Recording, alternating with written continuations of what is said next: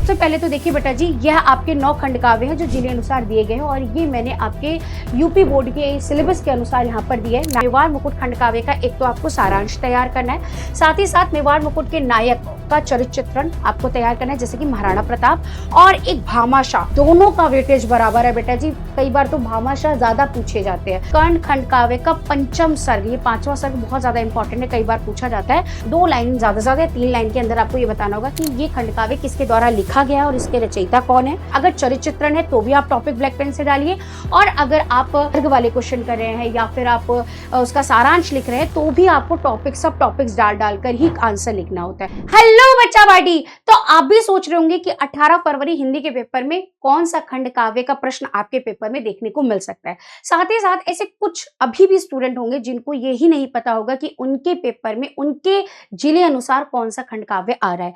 तो आज के इस वीडियो में हम ये सारे प्रश्नों के उत्तर जानेंगे और साथ ही साथ ये भी देखेंगे कि आपको अपनी हिंदी की कॉपी में, यानी जो आपकी उत्तर पुस्तिका आएगी उसके अंदर आपको खंड काव्य का प्रश्न उत्तर कैसे लिखना है।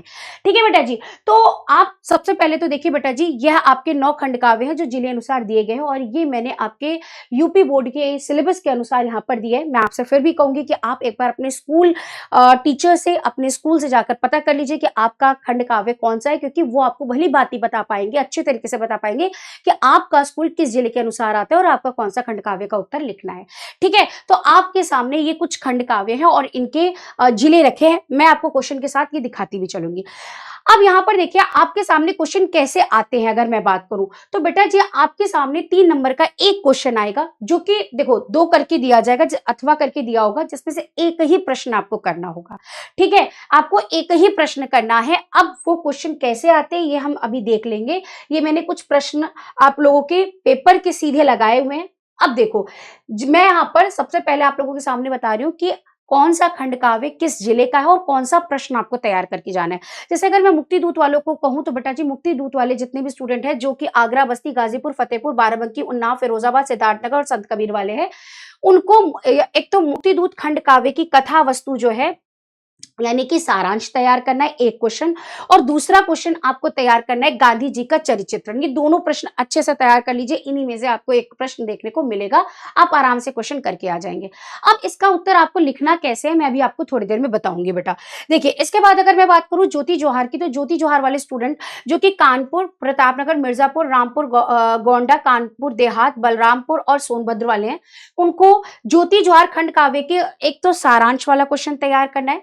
उसके बाद ज्योति जोहार खंड काव्य का मुख्य पात्र चरित्र या फिर ज्योति जोहार पर कलिंग युद्ध का वर्णन, यानी मुख्य पात्र की अगर हम बात करें ज्योति जोहार में तो नेहरू जी का आपको तैयार करना होगा, या फिर आप कलिंग युद्ध का वर्णन जो है वो अच्छे से क्वेश्चन तैयार कर सकते हैं। तो ये 3 प्रश्न आपके लिए हैं जो आपको तैयार करने हैं। इनमें से 2 तो आप कर लीजिएगा, अगर 3 नहीं करते तो एटलीस्ट 2 क्वेश्चन तैयार कर लीजिए, एक सारांश और एक चरित्र चित्रण, क्योंकि ये आपके पेपर में देखने को मिलेगा। हालांकि ये तीनों ही प्रश्न इंपॉर्टेंट है, इसलिए मैंने तीनों रख दिए हैं।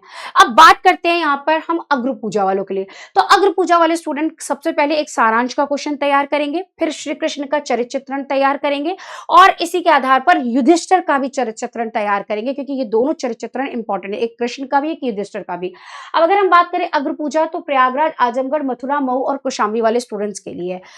इसके बाद अगर मेवाड़ मुकुट की बात करें तो मेवाड़ मुकुट जो कि बुलंदशहर, देवरिया, बरेली, सुल्तानपुर, सीतापुर, बहराइच, अयोध्या और कुशीनगर वाले स्टूडेंट्स के लिए है। और मेवाड़ मुकुट खंड काव्य का एक तो आपको सारांश तैयार करना है, साथ ही साथ मेवाड़ मुकुट के नायक का चरित्र चित्रण आपको तैयार करना है, जैसे कि महाराणा प्रताप और एक भामाशाह। अगर मैं कहूं तो दोनों का वेटेज बराबर है बेटा जी, कई बार तो भामाशाह ज्यादा पूछे जाते हैं। तो ये तीनों क्वेश्चन मेवाड़ मुकुट वालों को बहुत अच्छे से तैयार करके जाने, यहाँ से आपको एक क्वेश्चन डेफिनेटली आपके पेपर में देखने को मिलेगा। आप खुद आकर कहोगे कि शिखा मिश्रा मैम ने बताया था और वही क्वेश्चन आपको पेपर में देखने को मिले भी थे, तो आप ये क्वेश्चन तैयार कर लीजिएगा। इसके बाद अगर मैं जय सुभाष वाले बच्चों की बात करूं तो जय सुभाष खंड काव्य जो है लखनऊ, सहारनपुर, फैजाबाद, झांसी, हरदोई, अयोध्यापुरम और चित्रकूट, ललितपुर, ये स्टूडेंट्स के लिए है। जय सुभाष खंड काव्य की कथा वस्तु तैयार कर लीजिए या उसके नायक नेताजी सुभाष चंद्र बोस जी का चरित्र चित्रण तैयार कर लीजिए, ये आपके पेपर में आएगा।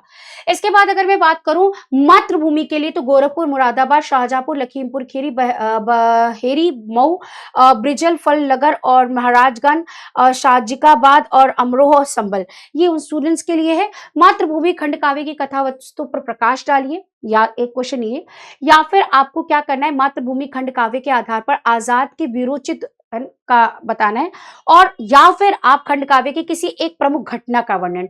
तो आपको ये 3 प्रश्न अच्छे से तैयार करके जाने, आपके पेपर में ये क्वेश्चन देखने को मिलेंगे। इसके बाद अगर मैं बात करूं कर्ण खंड काव्य, जो कि महोबा, अलीगढ़, जौनपुर, बलिया, हमीरपुर, एटा, हाथरस और कासगंज वाले स्टूडेंट्स के लिए है, उनको कर्ण खंड काव्य की कथा वस्तु वाला क्वेश्चन तैयार करना है।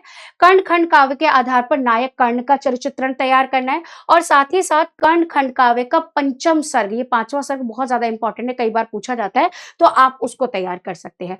ठीक है, पंचम सर्ग की घटनाओं का उल्लेख करना है। तो ये 3 क्वेश्चन आपको तैयार करने हैं। इसके बाद अगर हम तुमुल की बात करें, जो कि गाजियाबाद, गौतम बुद्ध नगर, हापुड़, बागपत, कानपुर, वाराणसी, इटावा, बिजनौर, जालौन, बदायूं, भदोही, चंदौली और औरैया वाले स्टूडेंट्स के लिए, इसमें तुमुल खंड काव्य की कथा वस्तु पर प्रकाश डालना है। ये क्वेश्चन तैयार कर लीजिए। तुमुल खंड काव्य के नायक लक्ष्मण का चरित्र चित्रण कीजिए, ये तैयार कर सकते हैं। तुमुल खंड काव्य के आधार पर मेघनाथ का चरित्र गत विशेषताएं लिखनी है, यानी आपको चरित्र चित्रण तैयार करना है। तो ये 3 क्वेश्चन आपको तैयार करने, अच्छे से आप लोग कर लीजिएगा। ठीक है, तो इसके बाद अगर हम बात करें कर्मवीर भरत, जो कि मेरठ, फर्रुखाबाद, पीलीभीत और रायबरेली वाले स्टूडेंट्स के लिए, जिसमें कर्मवीर भरत खंड काव्य का सारांश आपको तैयार करना है। इसका द्वितीय सर्ग राजभवन सर्ग का संक्षेप में लिखिए, और कर्मवीर भरत खंड काव्य के आधार पर प्रमुख पात्र, यानी जो कि हमारे भरत हैं, उनका चरित्र चित्रण आपको तैयार करना है। ये बहुत बड़ा खंड काव्य है, और डेफिनेटली यहाँ से आपके ये सारे क्वेश्चन बनेंगे, तो आप इसको तैयार कर लीजिएगा। ठीक है, अब ये तो हो गई बात यहाँ पर कि खंड काव्य के क्वेश्चन कौन कौन से जो आपको तैयार करने हैं, अब आपको ये पता चलेगा। लेकिन आपको इसको अपनी कॉपी में, यानी उत्तर पुस्तिका में लिखना कैसे है, ये थोड़ा सा हम बात कर लेते हैं। देखिए बेटा, ये आपका प्रश्न उत्तर संख्या 5 नंबर पर आता है, जिसमें आपको अग्र पूजा, आप पहले जो भी आप लिख रहे हैं, मैं एक का उत्तर बता रही हूँ, आप अपने अकॉर्डिंग जो भी आपका खंड काव्य है वैसे ही लिखिएगा। देखो, लिखने का पैटर्न तरीका सेम ही है, बस यहाँ पर उत्तर अलग है। आप अपना खंड काव्य का नाम लिखेंगे, जैसे मेवाड़ मुकुट है तो मेवाड़ मुकुट है, तुमुल है तो तुमुल है। ठीक है, कोई भी है तो आप यहाँ पर रख सकते हैं। इसके बाद आपको क्या करना होगा बेटा जी, आपको 2 से 3 लाइन, 2 लाइन ज्यादा से ज्यादा 3 लाइन के अंदर आपको ये बताना होगा कि ये खंड काव्य किसके द्वारा लिखा गया है, और इसके रचयिता कौन है, और कौन सा खंड काव्य है। ये बताने के बाद आपको पॉइंटर्स बनाने, मतलब आपको टॉपिक डाल डाल कर लिखना है। अगर चरित्र चित्रण है तो भी आप टॉपिक ब्लैक पेन से डालिए, और अगर आप मान लीजिए सर्ग वाले क्वेश्चन कर रहे हैं, या फिर आप उसका सारांश लिख रहे हैं, तो भी आपको टॉपिक, सब टॉपिक्स डाल डालकर ही आंसर लिखना होता है। और ये सारे आंसर्स मैं अपने मैराथन्स में आपको प्रोवाइड करा रही हूँ, तो आपको वहां पर सारे आंसर्स मिल जाएंगे, तो आप मैराथन से जुड़ जाइएगा। ठीक है, तो प्रथम सर्ग पूर्वाभास, जैसे यहाँ पर मैंने दिया, आपने देखा ज्यादा नहीं, आपको 4 से 5 लाइन में लिखा। फिर द्वितीय सर्ग का बताया, आप देखो यहाँ पर छोटे छोटे टॉपिक्स डालेंगे, इससे एग्जामिनर को पूरा नहीं पढ़ना पड़ेगा, उनको ये पता चल जाएगा कि अच्छा, बच्चे को सारे सर्ग के बारे में पता है, और सही तरीके से उसने बहुत सिस्टमेटिकली ऑर्गेनाइज तरीके से लिखा है। तो ये आपकी कॉपी को अच्छा भी दिखाएगा, साफ सुथरा भी दिखाएगा, और जो आपके एग्जामिनर है उनको देखने में मतलब आसानी होगी, और नंबर अच्छे मिल जाते हैं। ठीक है, तो ये आपको कम से कम 1.5 पेज के अंदर आपका आंसर खत्म होगा। आपको 1.5 पेज के अंदर आपको अपना उत्तर लिखना ही लिखना पड़ेगा। ठीक है, इससे मतलब आप कम नहीं कर सकते, हो सकता है थोड़ा बहुत कि 2 पेज लग जाए, लेकिन 1.5 से 2 पेज के अंदर अंदर आपका उत्तर हो जाना चाहिए। आपको कम से कम 5 से 6 पॉइंट्स आपको वहां पर लिखने हैं, और उसके बाद आप उसका निष्कर्ष, यानी खंड काव्य समाप्त हो रहा है, ये बताना भी है। ठीक है, तो इस तरह से आप उत्तर लिख कर आइएगा। डेफिनेटली देखिएगा बेटा जी कि आपके नंबर पूरे मिलेंगे, और आपके नंबर नहीं कटेंगे, और यही छोटी छोटी गलतियां ना करके हम पूरे नंबर पाते हैं, और यही छोटे छोटे नंबर जुड़कर हमारे को 95, 98, 99, 100 तक की एक मुकाम तक पहुंचाते हैं। तो आप लोग ये सारी चीजें फॉलो करिए और अच्छे से तैयारी करिए। All the best.